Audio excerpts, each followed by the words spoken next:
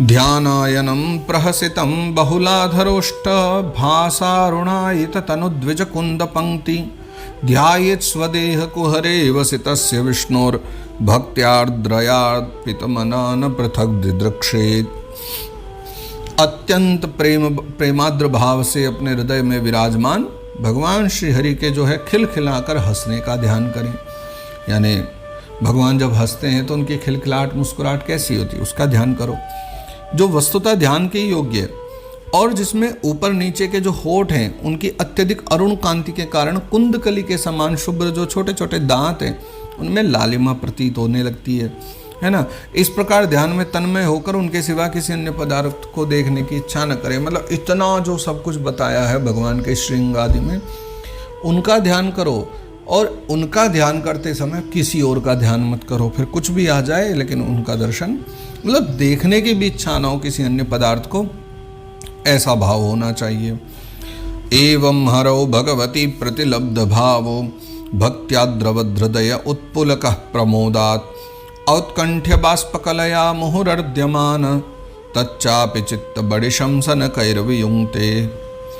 इस प्रकार जो है ध्यान के अभ्यास से साधक का श्री हरि में जो है ना प्रेम हो जाता है। यानी इस प्रकार का ध्यान करने से और अभ्यास करते रहने से ध्यान का मतलब ध्यान तो सीधा ही लग जाए पॉसिबल ही नहीं, संभव नहीं, तो ध्यान का अभ्यास हम करेंगे तो उससे जो है भगवान में श्री हरि में प्रेम हो जाता है और तब उसका हृदय भक्ति से द्रवित हो जाता है। यानी ध्यान करते करते वो उन्हीं में लग जाता है तो मन द्रवित होने लग जाता है।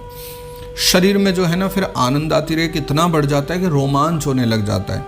उत्कंठा जनित प्रेम अश्रुओं की धारा में बारंबार अपने शरीर को नहलाता है।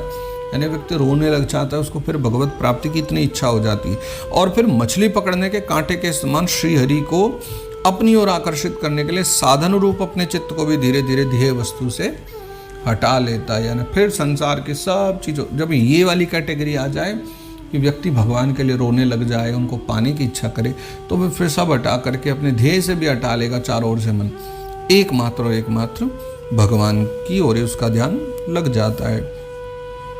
मुक्ताश्रयं यर्हि निर्विषयं विरक्तं निर्वाणं मृच्छति मनः सहसा यथार्ची आत्मानमत्र पुरुषो व्यवधानमेक मन वीक्षते प्रतिनिवृत्त गुण प्रवाह। जैसे तेल आदि के चुक जाने पर जो दीप शिखा है वो अपने कारण रूप तेजस तत्व में लीन हो जाती है। मतलब तेल खत्म हुआ नहीं कि लौ बुझ गई तो वो लौ कहाँ गई, वापस अपने दीपक तत्व में, तेज तत्व में वापस मिल गई, लीन हो गई।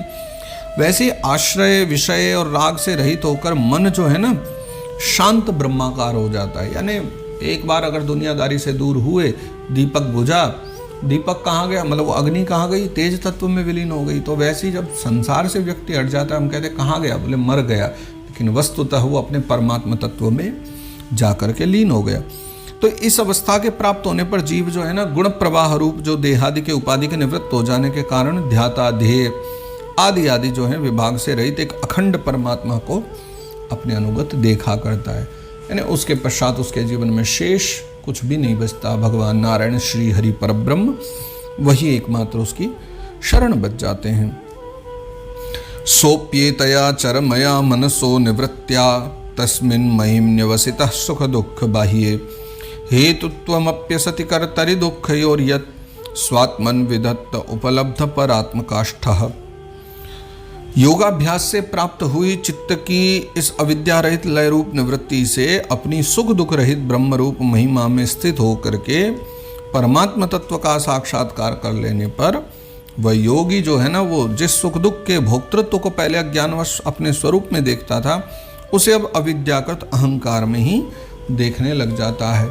यानी पहले जितने भी सुख दुख को देने वाले या मिटाने वाले जो भी संसार के कर्म थे पहले उनमें खुद को फंसा हुआ देखता था या उन सब चीज़ों को खुद में देखता था। लेकिन अब क्या स्थिति बन गई कि अब जो है उनको अहंकार और अविद्या रूप समझता है। वो मान गया कि ये जो कुछ है ये सब असत्य है, क्षणिक है और वैसे भी इनसे हमारा कोई सीधा संबंध नहीं है, हमारा एकमात्र संबंध परमात्मा में है। तो वो उधर ही ध्यान लगाता है। देहम चतम न चरम स्थितम उत्थितम वा सिद्धो विपश्यति यतोध्यगमत् स्वरूपम दैवादुपेतमथ दैववशादपीतम वासो यथा परिकृतम मदिरा मदान्धः।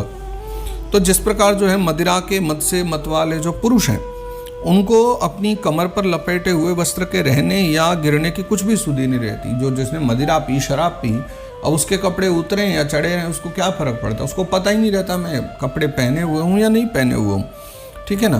तो उसी प्रकार चर्मावस्था को प्राप्त हुए सिद्ध पुरुष को भी अपने देह के उठने बैठने या कहीं जाने या लौट आने के विषय में कुछ भी ज्ञान नहीं रहता। क्यों? क्योंकि वो अपने परमानंदमय स्वरूप में स्थित रहता है। वासो यथा परिकृतम मदिरा मदांधा, यानी जैसे मदिरा के मद में अंधा हुआ कोई व्यक्ति, उसको कपड़े का भान नहीं रहता, कपड़े उतर गए, निकल गए, नाली में गिर पड़ा है, कहाँ कोई होश नहीं, वैसे ठाकुर जी में लगा हुआ है व्यक्ति जो अपनी चरमावस्था को प्राप्त कर गया, चरमोत्कर्ष पर पहुंच गया, उसकी स्थिति कैसी हो जाती है कि उसको भी होश नहीं रहता मैं कहाँ जा रहा हूँ, कहाँ से आ रहा हूँ, मैंने कुछ खाया है कि नहीं, क्योंकि वो एकमात्र परमात्मा में लग जाता है। तो कहीं ना कहीं वो उसी मदिरा मदांध वाले व्यक्ति की तरह हो जाता है। लेकिन दोनों में कितना जमीन आसमान का फर्क है, एक नाली में कूद रहा है और दूसरा संसार से विरक्त होकर के जी रहा है। देहोपि दैव वशकः खलु कर्म यावत् स्वारंभकं प्रति समीक्षत एव साशुः तं सप्रपंचमधिरूढ़ समाधियोगः स्वाप्नं पुनर्न भजते प्रतिबुद्ध वस्तु।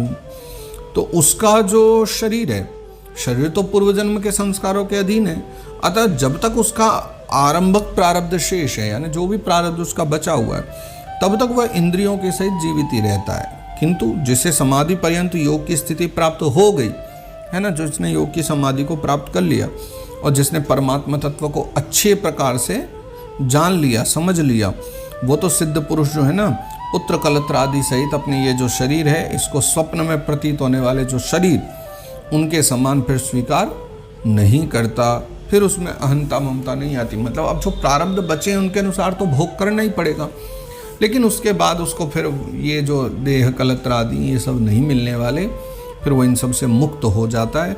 और फिर जो शरीर रहता भी है ना जब तक उसका, तब तक उसकी उसमें कोई अहंता ममता आदि नहीं रहा करती।